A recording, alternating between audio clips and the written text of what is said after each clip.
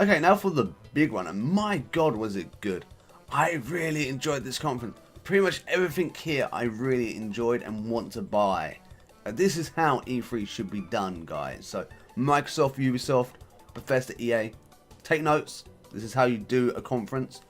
So just before even starting, orchestra, boom, they got their own orchestra to show off their first game. And it's just like, when the show starts, there was just like this really cool orchestrated introduction that introduced the presenter on stage, and it was just really cool. And like, people, I could kind of recognize the music in a way that I feel like it was not music I knew, but it was recognizable. Like, I just couldn't put my finger on it. So yeah, so they did that, and they came in, and then, apologies. And then first game they show, God of War. And you know what was great about this? Not only is it a new God of War game, not only does it look pretty and amazing, they had the orchestra do the whole score while they were playing through the gameplay segment of the game that they showed. Of the game as in God of War. So, that was really cool. So, God of War. So, it starts off with a kid playing with toys. I've got all sorts of things running through my mind. Is it Skyrim 2 at last? Or is it a new Far Cry Primal 2, something like that. No, God of War. So the kid goes into the house, and who the hell do we see? We see a very sexy looking Kratos, that's right, with a very dashing beard as well. So I'm not really sure if this is meant to be a prequel, because I know he used to have a son, I think. So it might be a prequel. And basically the whole experience that happens here in the live gameplay segment is Kratos trying to teach what I presume is his son to hunt. So the kid gets like a bow. They're hunting a deer. While they're hunting the deer, the kid gets excited and shoots an arrow and misses and scares it off. So now it's being defensive. While they go to continue the hunt, they get attacked by some monsters, a troll, stuff. They fight. They work together. Like Kratos brings the troll down, and the kid was meant to finish him off, but he hesitates. But then the troll dies by falling down ice. It was just really cool. And then after this, they have like this really like father-son or man-to-man talk, where they're at the deer. They shoot the deer. The deer's down. It's dying. So it's up to the child. Kratos isn't going to do it for him. Kratos is going to get him to do it so he can learn. So the child gets a knife. Is about to like stab it into the deer to obviously kill it and put out its misery. But he hesitates. But then Kratos, being such a great guy that he is, helps him out. And then that's like the first hurdle, you know. No one likes killing animals and stuff for food, you know. I'm sure there are some people. When you're a kid like that though, that's traumatizing. But then if you have someone to help you out and help you understand, it's really cool. I really like that in games. I like when they're like, well, it's the circle of life. We will respect the deer by putting it down quick. Stuff like that. I really like that. I really like that. It's not. It doesn't have to be a game where it's like super violent. It doesn't have to be like, hey kid, go grab the shotgun. We're gonna blow that buck's head off. You know, it's just really cool. It's really cool. I just like that, and it's just very pretty. I just can't wait. That is a day one purchase for me. So already off to a great start, Sony, and I just can't wait. It's at this point though the orchestra does end after the presentation. They did talk up a few details. I think they might have said a release date, or they said when to expect it, but I didn't jot it down, it seems. So my apologies. But yeah, this is where the orchestra stopped. They were there for just the. Actually, that's kind of a lie. So they were still there, but they didn't really orchestrate any of the other games that they showed. But they did orchestrate a few times the host coming onto stage, which was kind of weird. But it just felt nice. It felt very high production, so I can't compare that. Next, a new IP. So any conference that has a new IP is already in the good books, because it's like, I expect to see things I know, and I expect to see things I don't know. And this IP is called Days Gone. Days Gone is a post-apocalyptic world, all about survival. They didn't really show much. I mean, later on in the conference they show some gameplay, but they didn't really show much detail about story or anything like that. So I'm not going to talk about this too much here because this was just a trailer. But it looked really cool. There's a guy going around talking about his experience and how the world came to be. He remembers things going up in fire. He remembers planes coming down. He remembers when they put up fences to defend them from something, and so on. So that was really cool. I really did like that. I will talk about it a bit more later because we've got some gameplay later. So after that, they showed the Last of Us trailer. The Last of Us. No, sorry, I take it back. No, reverse. The Last Guardian trailer looks really pretty. Looks really good. They didn't talk about it. They showed a trailer. It had small bits of gameplay. It focused mainly on the relationship between the child and the, I guess it's a griffin, or I don't know what he is. The Guardian, whatever. But yeah, no, it was really cool. It was really stylistic, and what I didn't notice was where they're guarding is like in a crater, sort of like thing. There's like a tower in a crater, so I guess they're like in a volcano or something. I like that concept. It means while it feels restrictive of where you are, it's still on a big scale, and maybe they can incorporate that into the story. Maybe they just try to escape, or maybe he falls in and that's how he becomes to know the Guardian and so on. It would just be really cool to see where that goes. I just wish they talked about it, but you know, we had a lot of talking about it last year, so I can excuse them for that. But really cool.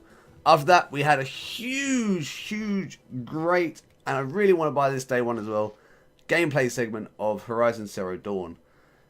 This is the game where you play a female protagonist and you go out into the world doing whatever it is you do. And there's robots as animals. There's no animals. I guess they died out. They went extinct or whatever. So now there's robot animals.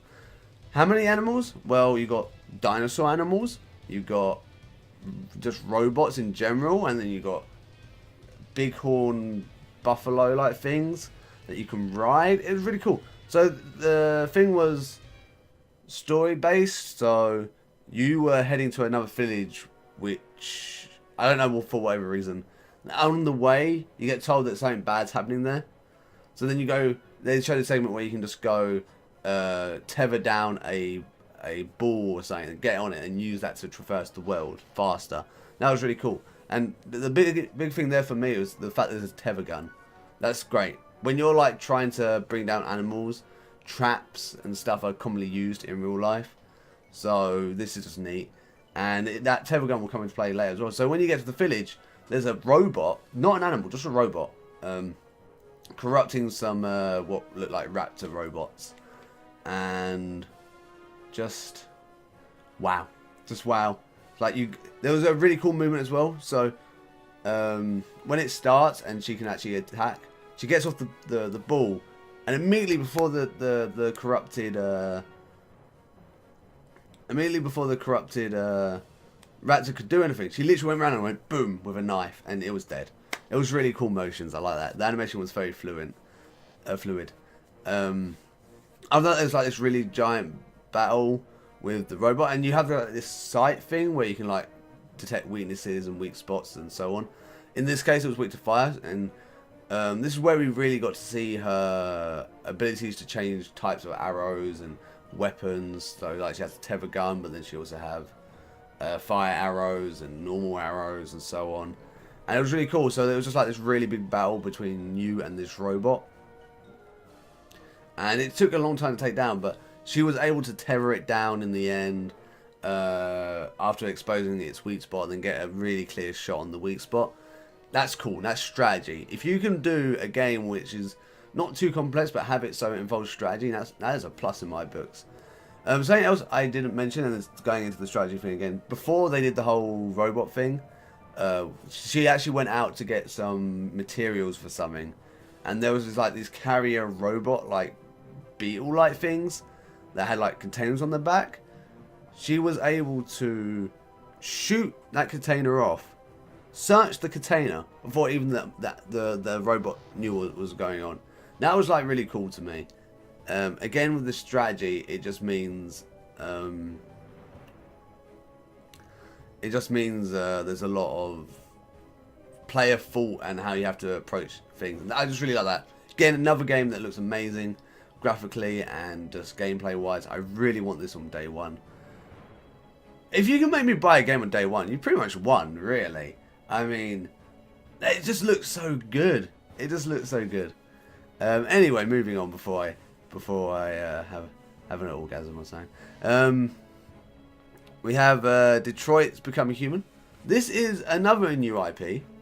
So I guess they put a few things in between to separate the new IPs. Detroit Becoming Human. This was a cool idea, but they didn't show any actual gameplay. So, this is a game similar to like LA Noire, where you solve cases as a I think they called him an investigator. And in this instance, there is a hostage situation going on where...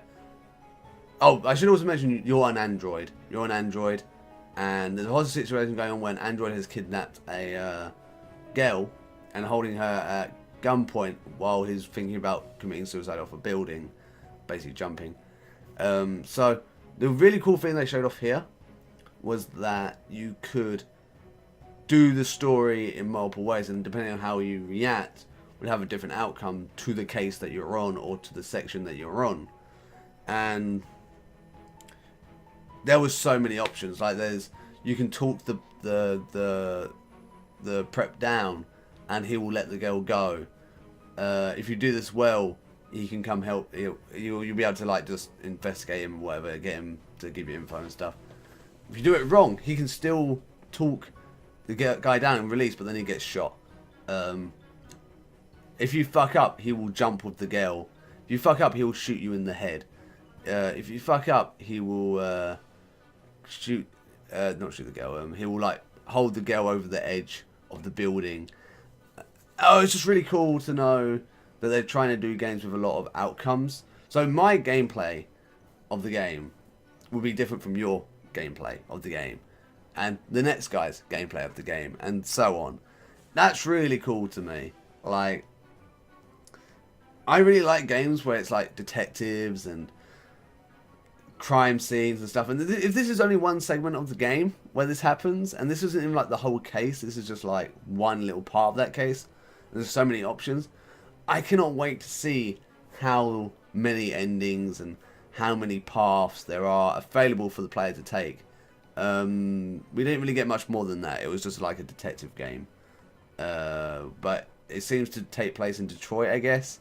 Because in the name, and it's kind of like the iRobot sort of like thing where like man and machine are working together, but then I guess some of them are corrupt or start to have feelings or something, and then yeah. But no, it was really interesting. I really did like seeing it. I wish there was some gameplay, but if that's what it is, then I will buy that happily. Not sure if day one until I see gameplay, but still good. Right, after this, not a new IP. Alright, so I didn't know what to make of this. So this came on, and you're in like this eerie house. You're going around. You're picking up items like a tape. I'm like, oh my god, is it Silent Hills? It's Silent Hill. It's not Silent Hills. No, it's not Silent Hills. I won't get your hopes and dreams up. No, this is actually Resident Evil 7. It looks like they've gone back to the horror roots. You go around, you collect items. Like in the first game in the mansion, you'll go around, you get like an ink ribbon, or you'll get a gem to put in a puzzle. So it still felt like it had that vibe.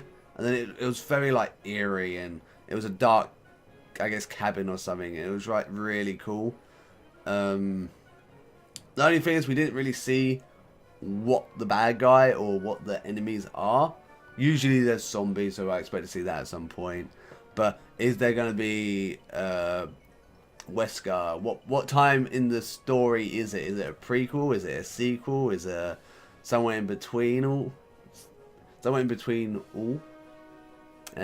Whatever. I made that word. It's all cool. But yeah, so it was really cool to see that. I'm a huge fan of Resident Evil.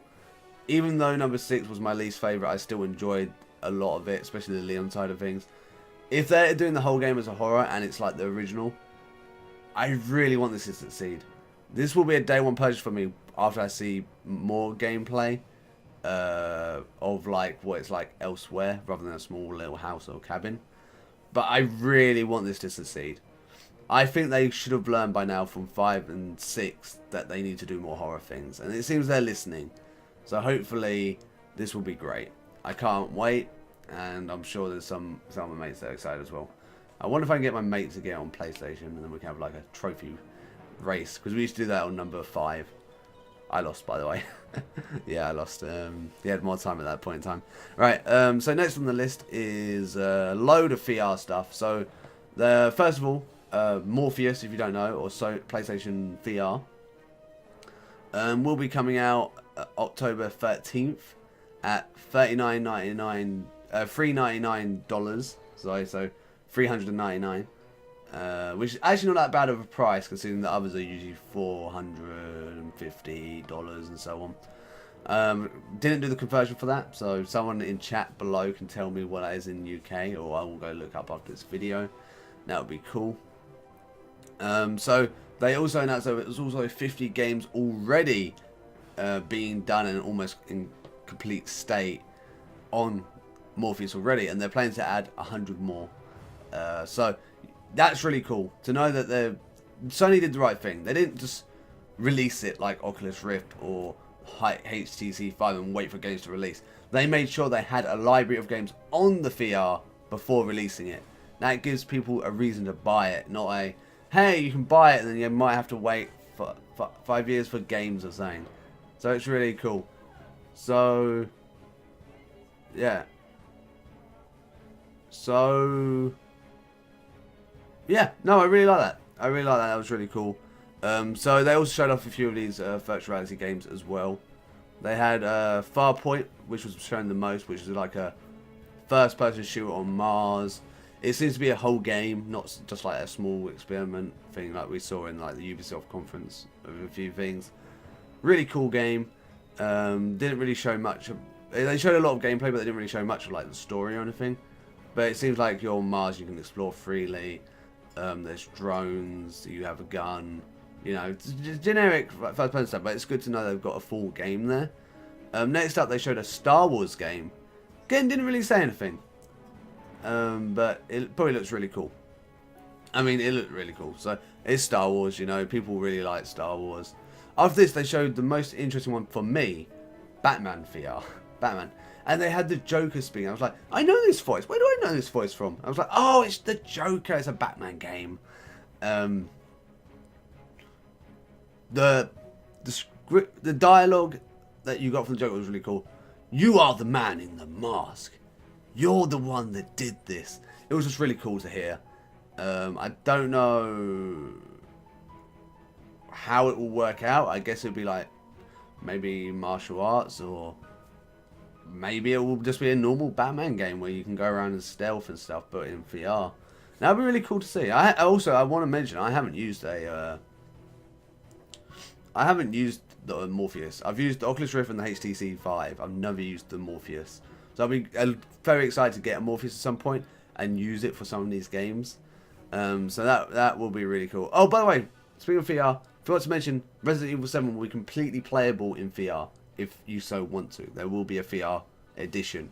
So that's also something cool that they're doing with VR as well. They're having big titles on the VR roster as well. One last one they had was Final Fantasy. I think they might have said that it's for the whole game, but I can't remember. But it looked really cool. You know, I just like the fact that they're doing a lot of VR stuff now. I feel the problem with VR in general is it started with like the Virtual Boy. And then it sort of flops, and then no one really cared about VR anymore. But now Oculus brought it back. It's now a stepping stone. I feel now that a lot of big studios are picking up, the technology is just going to advance so fast now. And in like 20, 30 years, we might be in like the Sword Art Online sort of like thing, you know? So that's really cool. That's why I really like VR. It's very experimental, but also very progressive still, because it's still new to us. But it shouldn't be new to us, because this development should have been done way sooner, but whatever. Anyway, no, that's all their VR stuff. So it's good to know they're going to have tons of games for that. They're not just saying, here's a really expensive headset, here's like one game, enjoy. So that's cool. After that, they showed Call of Duty Infinite Warfare. Actually looks pretty alright, actually. They showed like a space level where you could go around, there's anti-gravity, so you can like shoot people, like you can hop out of cover, go around, shoot, and then go back down to cover. There's like a grappling hook, so you can like hook onto the ship and stuff, so you won't drift into space. When you get inside, there's options to like open up air fence and, or not air fence, the airlock and stuff to like drain people out. It just looked really cool, but I worry because after that they showed like a montage of the gameplay of everywhere else, and it looked very generic. So I'm hoping they have that innovation in all the levels rather than just the space level. But I don't really want to talk about this much. I'm not a big fan of Call of Duty. But I hope if we see more gameplay of the other places, it will be interesting as well. Because then I would definitely buy it. And I haven't bought a COD game since Black Ops 1. So, you got that. So, yeah, no, it looked really cool. And it just really shocked me because Call of Duty just as usually looks very generic. So, that was cool. They also showed a bit of the Call of Duty remaster of Modern Warfare. Now, it's a game I will buy because that was my favourite Call of Duty. It looks very good. It looks very good. It feels like they've done a lot of the models from scratch rather than just remastering them. Because I don't know if you remember number 4, but the textures were very blurry. Now it feels like not only are the textures clear, but like the features of the face and stuff are more pronounced and stuff. So usually that means they remodeled. So that's good. That's how remasters should be. They should be remodels more so than just reskins. After that, best thing ever. Best thing. Crash Bandicoot is back in the hands of Sony. Not Activision. So Activision can go fuck themselves. I'm so happy. So they didn't announce a new game. They announced a remaster of 1, 2 and Warped, which is the first 3 games. Which I'm still excited for and will buy day one. 100%. I'm not sure if it's all on like one disc or like it'll just be like digital, but I'll still buy that because I'm a huge Crash Bandicoot fan. But the best thing for me is that this means that Sony has the rights to the Crash Bandicoot IP, which means that we're most likely going to get a Crash Bandicoot unique game further down the line, maybe next year or the year after. And I told you this was the case. I told everyone. I was like, okay, they're subtly hinting at Crash Bandicoot in for the player first trailer when the PS4 came out and there was a Crash Bandicoot on a post sign, to that time when the presenter of today's E3 presentation came up on stage at the end of last year with a Crash Bandicoot shirt on. It was all done on purpose. It was there to show that Sony owns the rights, and I hate Activision. They take IPs for no reason and just sit on them for like 10 years doing nothing. So I really hope that Sony will make a new game with this. They own the rights. They have the rights to it. They can do it. I really hope as well they might have the Sony rights as well. Not Sony rights. The Spyro rights, because that's something else Activision owns. Maybe they got them in like a dual deal. If they bring out Spyro and Crash Bandicoot again, there's no contest with any other console. If it's PlayStation only, then sorry Xbox, you're done. Sorry Nintendo, you're done. You don't have Crash Bandicoot. You don't have Spyro. So I really hope they have Spyro as well. But I'm really excited about this. Just knowing that Activision don't own the rights anymore. It's just a breath of fresh air. It's great. They also showed off that in Skylanders they will have a new Skylanders expansion called Imaginations, and this will have a lot of like popular characters in it that you can mix and match like you can in the previous Skylanders, but there'll also be like Crash Bandicoot stuff as well, kind of like how the Spyro's there as well. Yeah, just really cool.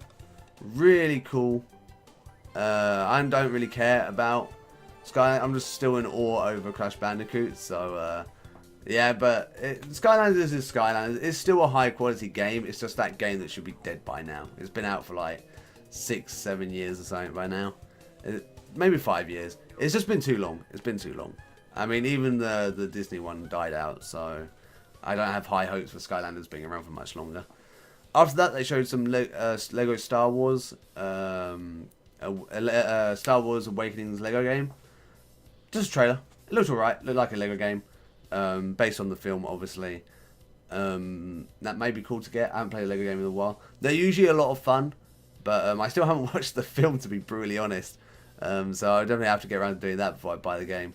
But yeah. So next, another great thing that's happened.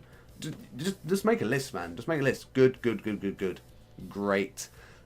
Kojima is back, baby. And it's great. It's great. So he showed his new game. His new game makes no sense, which is what we come to expect from Kojima, which is great. He came on all with confidence like, I'm back. And it was cool. So the game is called, what is it called? Stranding. Stranding or Standing? Stranding. It is Stranding. It's called Death Stranding. And it has the same actor who was in the PT teaser, at the end of PT teaser. Who was meant to be in Silent Hills. Before it got cancelled, obviously. It's the dude from Walking Dead. I forget his name. Okay, I forgot to jot it down. But it's the one with the crossbow in Walking Dead. It was like holding a baby, but then there was like handprints everywhere, and there was like these 4 guys floating in the sky above a lake, and then it turned into. It was like really like you knew it was going to be a horror game. 100% was going to be a horror game. We don't know what it's about.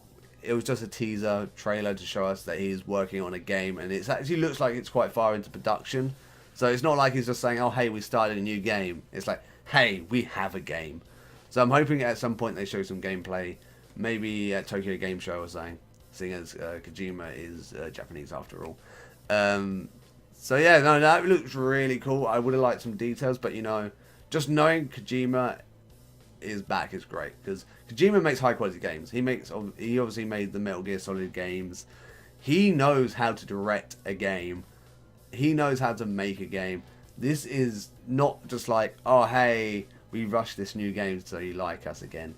It was like, we put love and attention into this game. You are gonna love it, and I will love it, and that will most likely be a day one purchase for me. So there you go, another day one purchase for me, Sony. You're in good already. So, next up, again another trailer really, nothing really shown. A new Spider-Man game by Insomniac of all people. Why Insomniac? No clue. But they usually do a good job in these like platformers, or they used to on the PS2 and PlayStation 1 era. Platformers like open world things, kind of like Ratchet and Clank sort of feel. Yeah, it looks really cool. Looks really cool. There was no gameplay. Actually, I think there was a bit of gameplay, not like a montage, but it was really hard to make out. But it's Spider-Man. People like Spider-Man, and it looks really neat. So I might check that one out. I really wish there was proper gameplay though. And lastly, the gameplay for Days Gone. I did promise you guys. Wow, just wow. So okay. So in this gameplay segment, you're hunting down another person outside of the safety of, I guess, a safe house. In this chase, you encounter a zombie sort of like creature. It wasn't really a zombie per se. It didn't look like they were like eating like things and stuff. It just felt like they were killing things for the sake of killing things. A zombie. And then like, it was just one zombie, whatever. So then what was cool was they come up on the roof, and obviously they're making a lot of noise, and then they're like there's like this horde of zombies that are just walking by. So I guess they heard the sound but didn't know where it was, and then one of them falls off, and then the horde's like, they're over there, and they just all started rushing, and like they were like in a huge like horde, but like in a not like a single file, but like they were all like trying to like get through small holes and stuff, so it came single file at points. And oh, it was just so cool. It was like you're like trying to kill them as they're coming through like a mill, and like you're running and like they're just coming at you. There's like so many zombies, probably more zombies than what you see in like Dead Rising. Just like all in rather than being spaced out in like Dead Rising where they usually are, it's like in this game they're like all single file, like they're all like really bunched up. They're gonna fuck if they touch you, you're dead. And like they got closer times, and there was like things that you could like put down a conveyor belt to like delay them slightly, and there's like a bridge where he could like put them into a single file and then just like try to shoot them, and it was just really cool. The horde just didn't seem to end, and that's pretty much where they ended it before he killed the horde. But it just looked really cool. The graphics looked amazing. It looks like they put a lot of love and attention and detail into it. It felt kind of like a Naughty Dog game, to be brutally honest. And that's good in my books. I don't think it's by Naughty Dog. I don't think I took note of who made the game. But I'm not certain. I can't imagine it's Naughty Dog. If it is, then no wonder then. Because it looked like a really crisp, polished game. They put a lot of love and attention into it. And I'm a huge fan of zombies. Even though they're not really zombies. But maybe they are. I don't know. Maybe I just misunderstood. But it just looked really cool. I know a lot of people are burnt out on zombie games. But for me, it doesn't matter if there's zombies in it. To me, I don't care if the monster's a zombie, a vampire, a werewolf, a mutant. I don't give a damn, really. If I have 5 different zombie games, they're all different. Alright? They all have their own narrative.